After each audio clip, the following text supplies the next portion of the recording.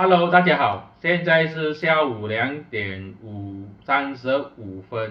有股友就问这只跟丁马来西亚，他就问现在是适合买入吗？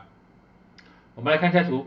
首先呢，它正在被这个200天均线跟这个灰色线2.6到2.65左右被挡下来了，它连这个2.6也过不到。所以这个时候肯定不可以随便去买入先，因为它正在要右turn回来，就看一下它会在什么地方弹上去的时候再决定要不要买入。比如说它在这个 POC 2.5的时候弹上去，那个时候是可以买入的。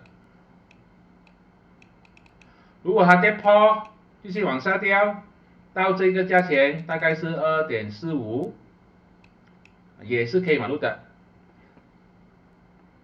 但是我个人认为呢，现在这个6州选举呢的情绪呢，还有这个影响啊，最好还是等到他这个选举过后再决定要不要进场吧。因为你看这价钱，2.40、2.50、2.60，只是都是相差一角钱，并不是很多。就等他这个选举成绩过了之后，看一下什么环境先，再决定要不要进场。这些都是我的个人看法，并没有任何的买卖建议，谢谢大家。